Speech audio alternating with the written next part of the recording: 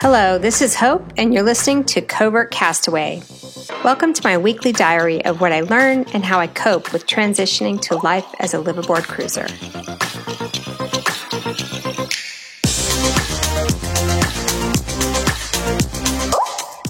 It's time.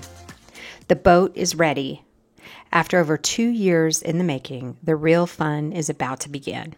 In today's podcast, I start the first of a 2-part series where I sit down with my husband as we go through the handover checklist and all the possible things to look for as we take possession of the boat in just 1 week.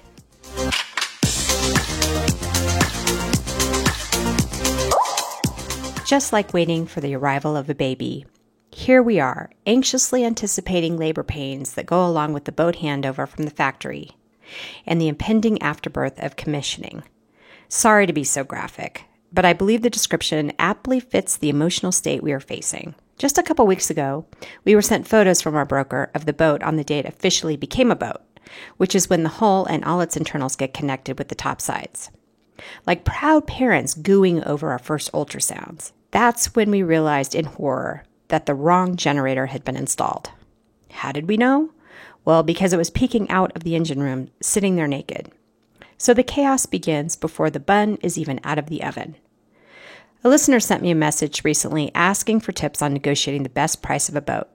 And my advice was not to focus on negotiating for the price of the boat, but negotiating for fail-safes and contingencies for getting the actual boat you ordered, which this little generator story fully illustrates.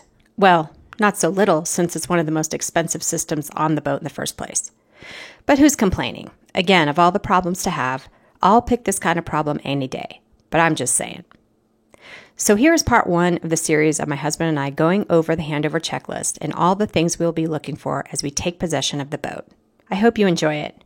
And so does he, since it's his debut performance in the land of podcasting. Okay, so we're getting ready to go through the handover checklist. Since you're going to go over there on Friday, and we need to be aligned on what to look for. We know there's been a lot of issues on different things, so we got this checklist from someone in our Facebook group. I guess we can just dive right in and go through it. How's that sound? Sounds fantastic. Good. Okay, so the first item, so the whole point of this is just to start with the pre-launch.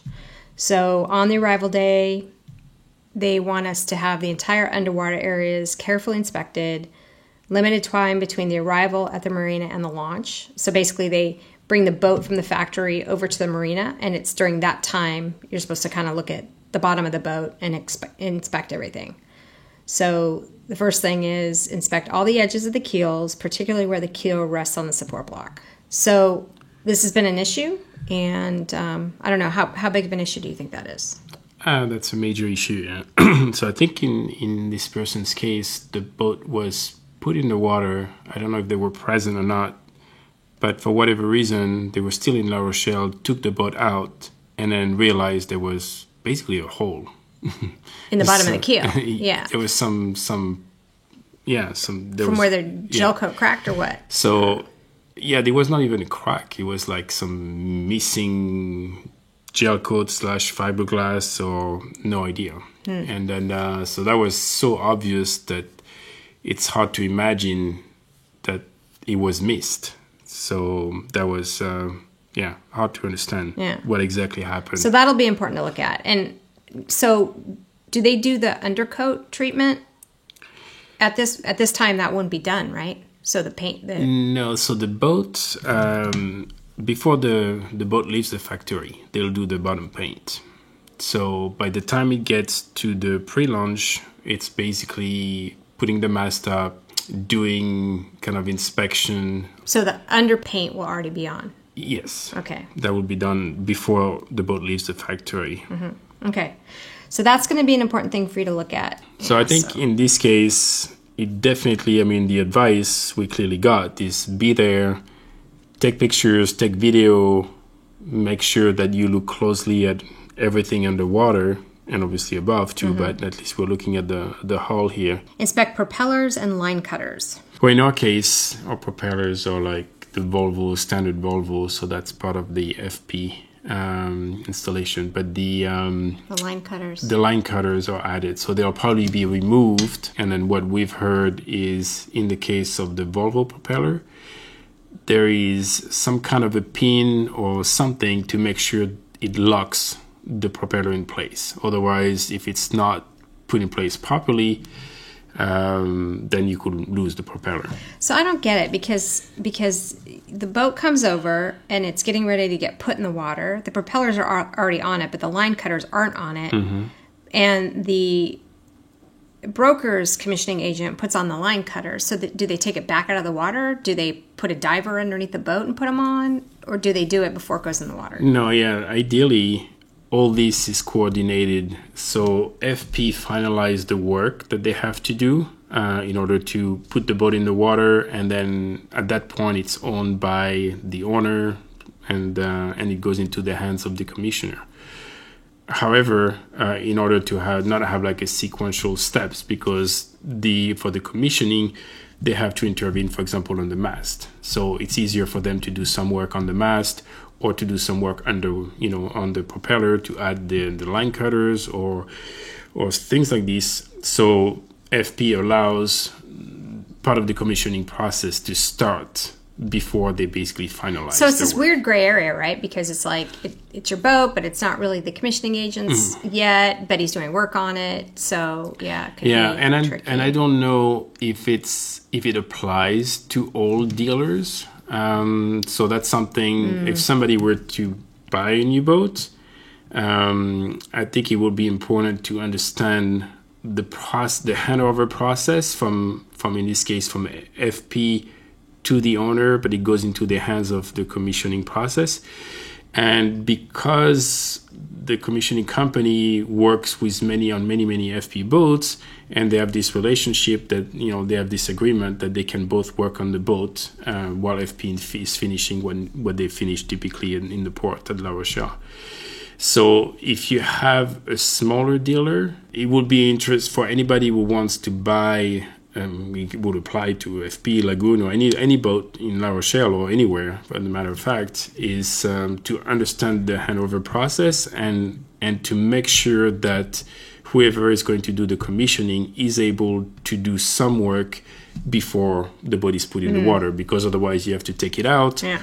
Or in previous cases where we've heard in La Rochelle, they would, in order to save time and money to not take the boat to lift it out of the water, they will put it on the ramp and wait for the tide to go down. But creates some other problems because now the boat is at an angle on the keels, and then it creates some cracks. And all the weight's on the keels, and then that creates cracks. Yeah. So that would be something that's going to be important for us to be there. I mean, or for me to be there and to kind of to watch all this and make sure all the work is done at the right time. But for anybody buying a boat to really spend time to understand, how the logistics around that. Yeah. Okay, the next item is the underwater options like lights and extra through holes. So we got these really cool blue lights. Mm-hmm. I don't remember how many we ordered. 4. Do all 4 go on back, or how do we do it? Yeah, I think it's 2 and 2, right? 2 and 2 at the stern, yeah. Okay. And then extra through holes, what's that? So in our case, we got the freshwater heads direct from from FP, but we've decided to add the basically saltwater intake for each head. So in this case, there will be 3 holes that will be added. 3 more holes? 3 more holes, yeah. Yikes. So we can flip between salt water and fresh water, mostly when we're on a passage to save water or... Okay. So there will be through holes and the lights. So do you have to look at those from just the outside, or you have to crawl somewhere and look at them from the inside too? Well, in this case, they making sure that they do the 3 holes. Have them done. Yeah, and and after that, I mean, it's just so bizarre. Yeah, you would think all this would be. You wouldn't have to look for it. In our case, we had initially decided we will do just fresh water everywhere. I mean, that seems to be the trend for everybody because it takes care of the smell and deposit. in the tubes for the head. But it's also important to not just rely on that, because if your water maker is like not functioning when you're in a passage, then you have big problems too. So initially we thought we would just do one, but why not do all of them? Because when we will turn those to salt water, it will be during a passage, and that's when we will have most likely some additional crew. So they'll reuse their heads too. Yeah. So. And I don't mind not having the smell. So. Yeah. This is another one. Inspect the bottom paint. Now, we've been talking and going back and forth about copper. There's pros and cons. One of the big cons is the application. So where are we with that? Yeah. So we know of a few other boats in the group who have copper coat, and they're very happy with it. If the application process is done right, especially for boats who are going to be sailing in remote places where it might be challenging to take the boat out of the water. Or clean the bottom.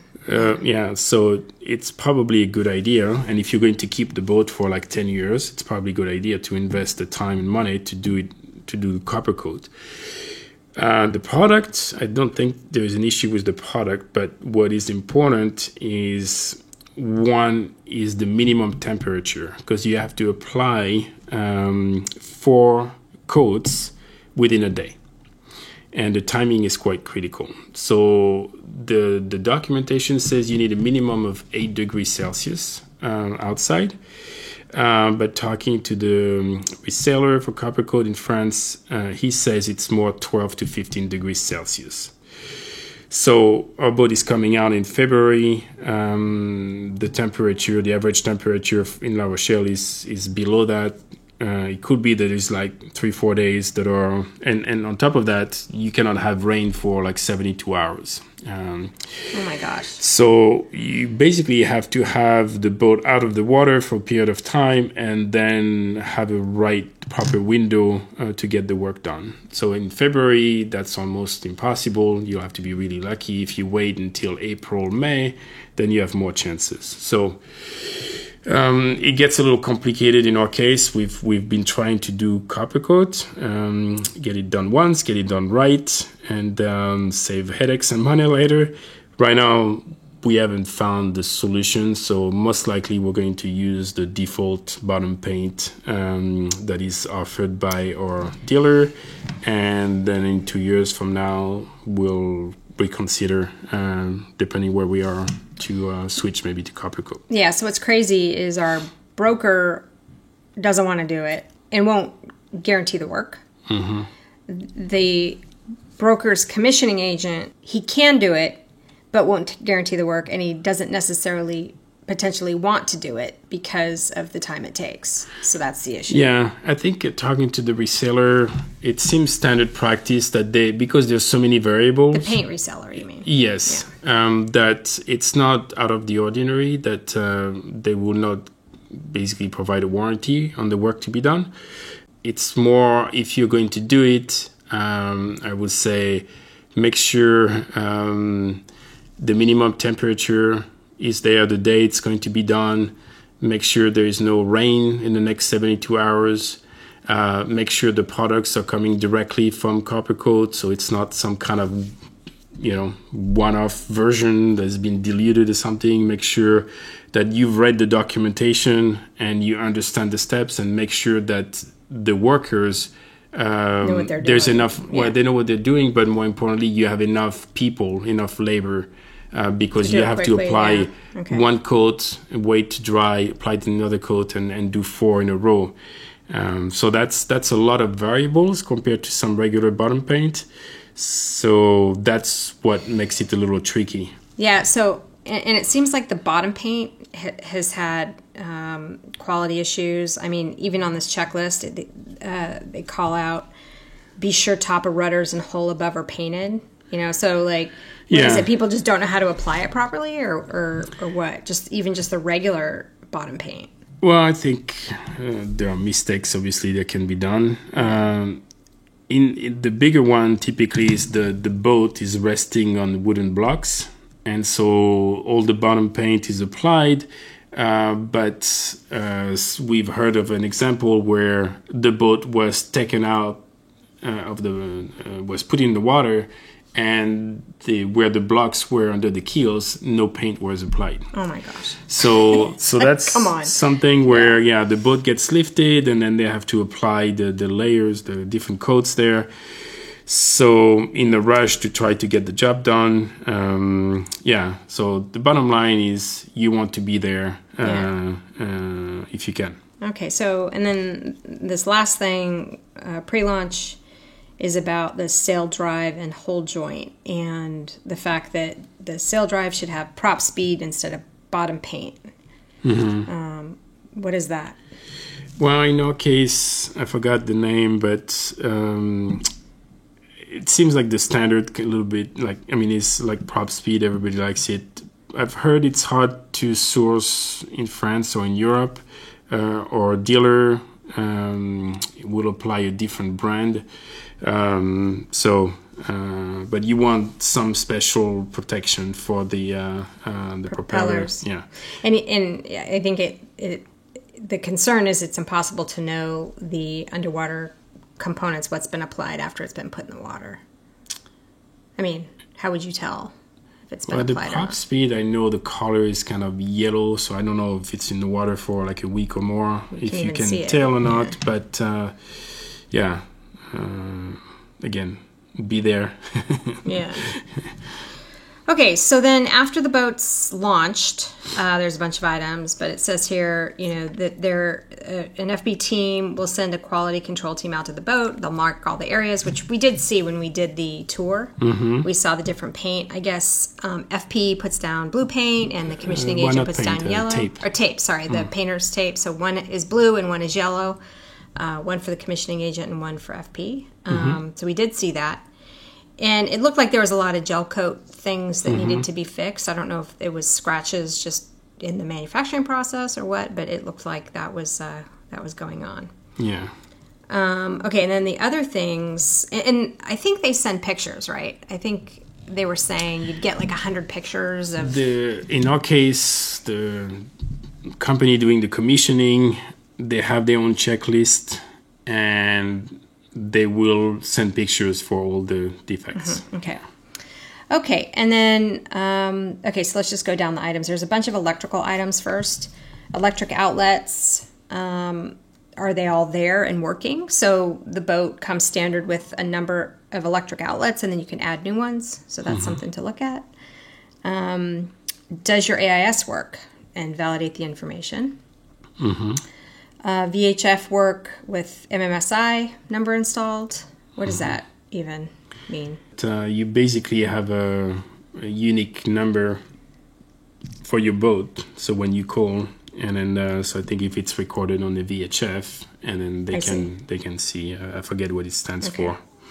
Test Garmin functions. Get training. Make sure all readings are calibrated, and test all electronics. Have your dealer demonstrate that each item works.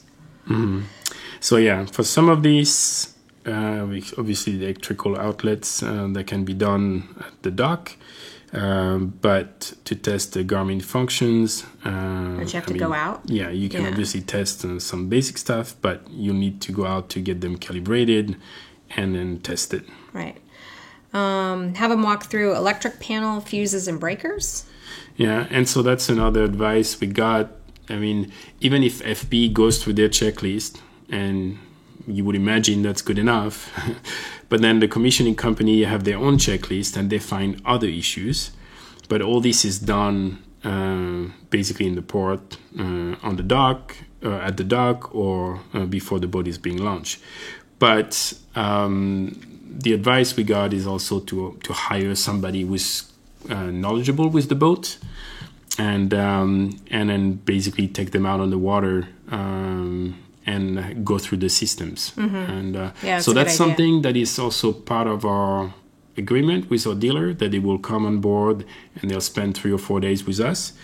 The problem is you don't want this to be done just before you leave La Rochelle, because they can't find and fix things. Yeah. The number one lesson, I think, is don't leave La Rochelle until you have everything at least major resolved. And so the earlier you find the problems, the more times you can negotiate with FP, with your dealer, with the commissioning company, who is supposed to fix it, when, and so forth. So it's worth probably spending the money to have somebody who is not linked to your dealer commissioning company and who looks at it from a different angle. Is probably money well spent, because then you can identify a problem, get it resolved, and then when you leave La Rochelle, you have a peace of mind.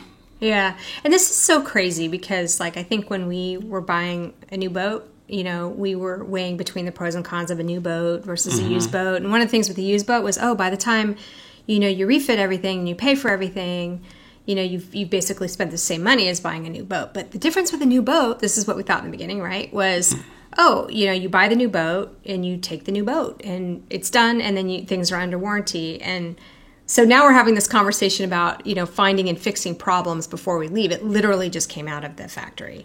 So I'm still struggling with that. Yeah, it's known that new boats, you know, have problems. The good news is, you know, to troubleshoot it is easier because nobody has messed with like wiring or right. Like you're not trying to undo some terrible thing. And then they know, you know, if the boat was just hand over.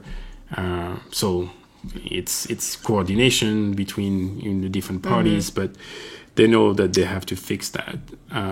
So it's, if you buy a used boat from a single owner who has been taking care of his boat like a baby, then that's probably a good deal because a lot of stuff has been added. It's been maybe done well, but you know, it's hard to find. And to find the boat you want in the location you can visit at the time we can visit for the price you want. So you can get lucky, and that's a good one. And if you don't have time to deal with this, then the new boat still is, you know, we've heard from people, and we've been Star Horizon, we've been cruising for a long time, and so I think what they realize is, you know, with a new boat, they had less problems in general. They're fixing their boat less than other people. And so I guess fixing your boat less is a good thing. So I think the first year you have to expect to just troubleshoot and fix problems, but hopefully, you spend a little less time. Well, I hope the stand-up shower is worth it, because that's what sold me on the boat to begin with. Okay, it says solar panels are charging properly. And I think what's not on this list that we should probably add is checking the extra batteries. So the solar panels, so how many do we have? 4? 5. 5 solar panels. 5 controllers. 5 controllers.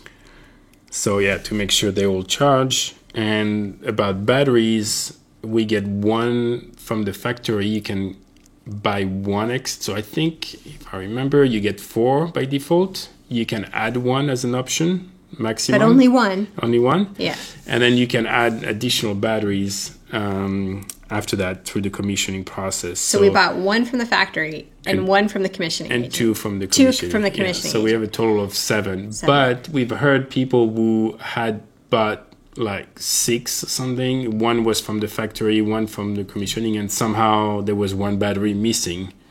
And they were trying to get it after the fact from FP, and that was a nightmare. So, to count your batteries. We've also heard, like, people have gotten what they thought were brand new batteries put on the boat because they paid for extra batteries, and it turns out somebody else's name was on them. So, were they recycled batteries? Were they discarded batteries? Were they old batteries? I mean, were they new batteries that maybe somebody, because by default, if you order an FP boat, you will get the AGM batteries. You don't have an option to select lithium batteries. So if somebody, you know, maybe got the baseline, you know, because it comes out with batteries, like you don't have a choice not to have them, right?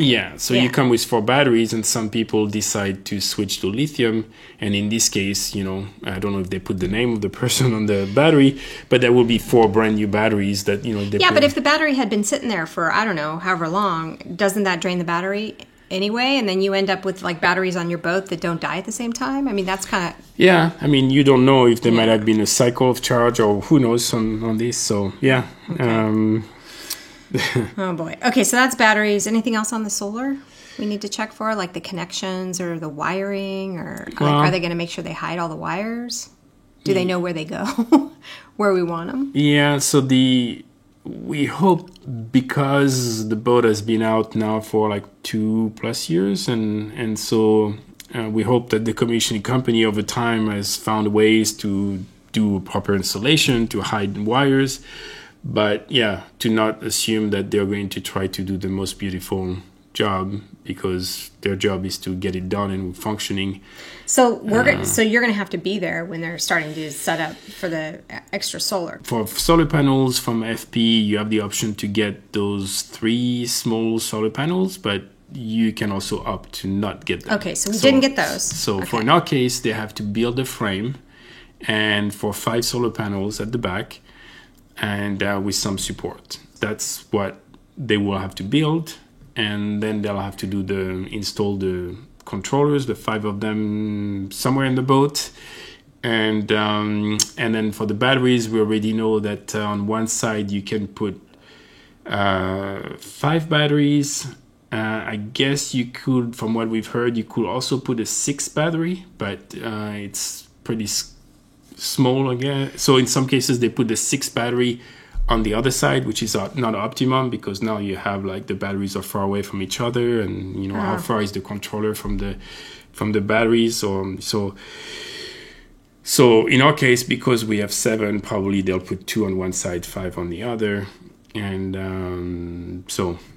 Yeah, and then the configuration of the controllers to probably check that, you know, in our case, we have AGM batteries, but they can be configured for different types of batteries. So it's probably a good idea to also go through the configuration and making sure that everything is configured properly. Okay, so you'll have to be there to check, make sure they're going to set up the wiring right, so we don't have wires hanging off the boat. Hopefully. Yeah, hopefully. And then the batteries. And then is there something to check to make sure, don't they set up a separate battery for like the starter battery? Yeah, that comes standard. That comes standard, yeah. okay. Run all ACs for hours. When the first saunas came out, I think 2 of the ACs didn't have proper ventilation. And then when you run it for a long time, then the AC will freeze. So they definitely re-engineered that. So I think we haven't heard lately of people who've gotten. So we need to add an item in here to check for whatever ventilation. Yeah, to probably check that where they were supposed to add ventilation. I mean, you will hope it's now standard, but to check that at least they have ventilation in the right places. And but I think the reason why it was written here on this checklist for hours was because after a while, then if there is no proper ventilation, then the AC will freeze. Okay. So it might not be necessary to run it as long, but to check the ventilation openings, yeah. Oh man, okay, the next item, generator. So we were so excited because we got pictures from our dealer about our boat after it became a boat, which is when the bottom part and the top part get connected together as one boat. And in the picture, we both looked at the picture, we're like, what kind of generator is that? Because we ordered an Onan, or we thought we ordered an Onan, and instead there was a different generator.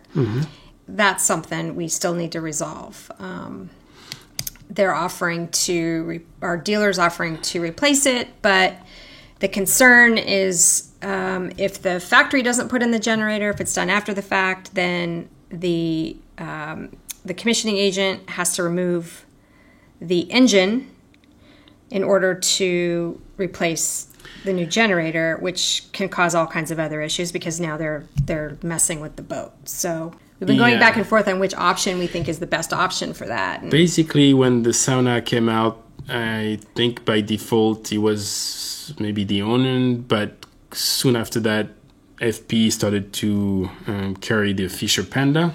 So the Fisher Panda is a much smaller generator for the same amount of kilowatt. I think it's like 12. Smaller size, yeah. And it's framed in a box, so it's quiet and it's cooled like it's water cooled. I like that idea, yeah. So compared to the Onan, that is kind of an old-style diesel engine, and it's more rectangular, kind of a large footprint, yeah. louder. So but they are known to be more reliable. Service worldwide is better, and to fix it yourself in remote places, if you have the parts, is not as challenging as the Fisher Panda. So it's kind of like working on an old Ford truck versus a BMW sports car, I imagine. Maybe, like there's just more stuff to deal with. So in our case, we either they will have to move the engine block to give space to remove the new generator to put the other new generator instead, and it seems like that's something that can be done.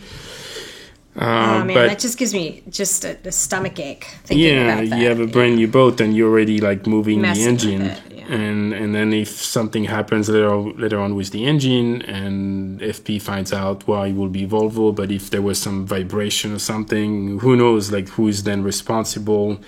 So, and what else can go wrong? I mean, the wiring, they say they can be reused, but so we don't know what final decision we're going to make. We're still in discussion with our dealer.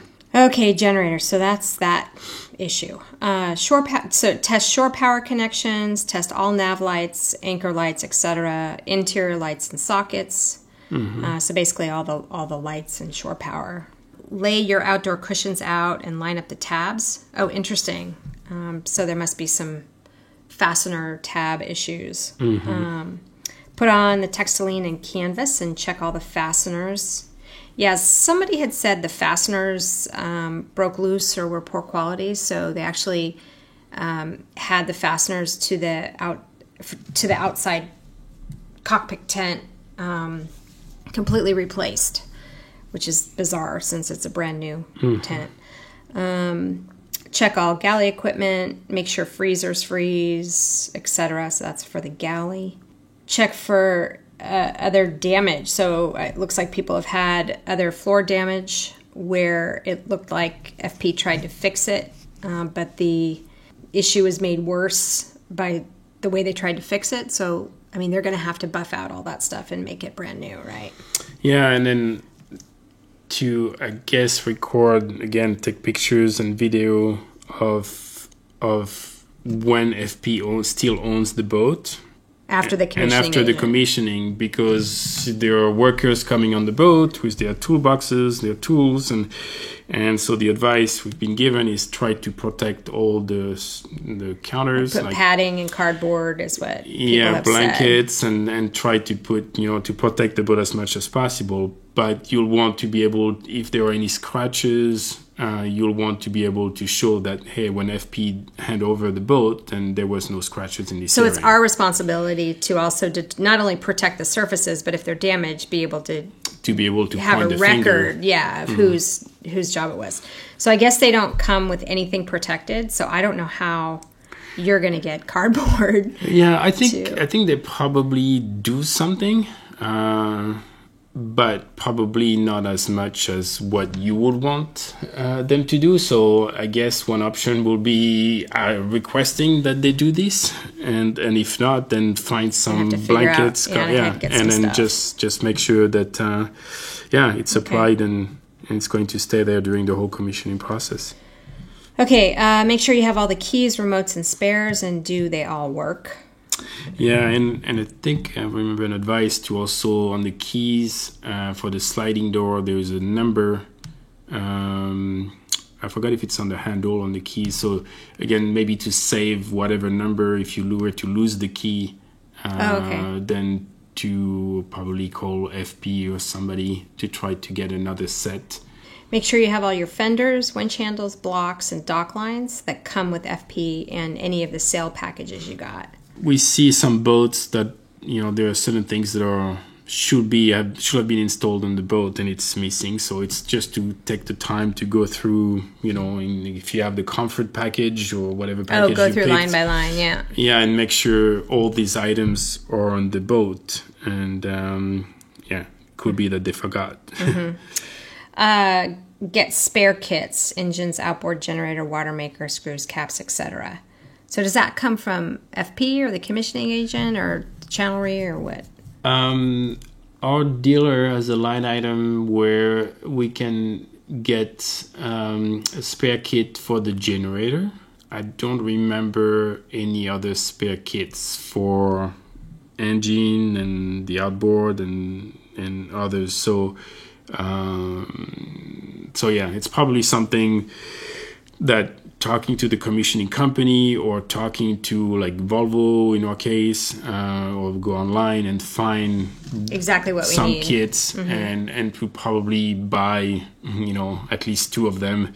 Over time, you'll probably end up using them anyway. Okay, go through order options list and make sure everything's installed. Okay, that's obvious. Salon table operates correctly. So our table, we got the coffee table size. We asked that it not be fully drilled into the floor, so we'll see if that ends up happening or not. In case we want to get a different kind of a table that's taller. So we still haven't really thought through that really well. We don't have additional options. So. Yeah, we couldn't come up with a good solution because we think it's good to have a regular size table in the salon in case, it's cold and windy outside. But what they were offering seemed to not fit what we wanted. Yeah. So, So what are we going to do? Are we going to ask them to drill it down and then just wait maybe until the following year or the following season to deal with that, or? Well, I think we've seen at least one owner who has the coffee table, and then basically came up with a design of something that is foldable that can be installed over the coffee table. So I know, but he's getting that put on in Tunisia, right? Yeah. So, I mean, we can't just sail across Biscayne Bay with a coffee table flopping around. No, yeah. If we leave once, we need to secure the table, or before we leave, we end up finding a table. We didn't want the electric table. Sounds good because it can be like a coffee table. It can be a regular table. It can be rotated. It's just junky looking. It's very expensive. Nobody has been really fully happy with it. So It was not the worth the price. And so either we'll find some other solution that we haven't seen so far, or we'll secure the coffee table, and later on we'll come up with something. But for now, at least, maybe we'll like the open space. Yeah, maybe. I know a lot of this seems really tedious and tactical, but we wanted to share just a snapshot of all the decisions we're making and major considerations we have as we're going through this handover process. You also heard in this podcast that my husband's going over to do this versus both of us, and it's not because I don't want to be there. I have some major work-related events happening that collided with our boat X Factory date, Murphy's Law. But I am planning to join him the last week he's there, and then we fly back together. He told me that he would be the nice guy and go over and try to get things done, and I could show up and be the bitch for any outstanding items. Thanks, honey. Glad you have a clear view of my assets and what I bring to the marriage. In next week's podcast, we continue the conversation about testing for water leaks throughout the boat, properly inspecting and setting up all the rigging, and he also shares his thoughts on what he's learned in this process and what he's most looking forward to. Thank you for listening. If you like this podcast, please subscribe, like, or share with another Covert Castaway. Fair winds for now.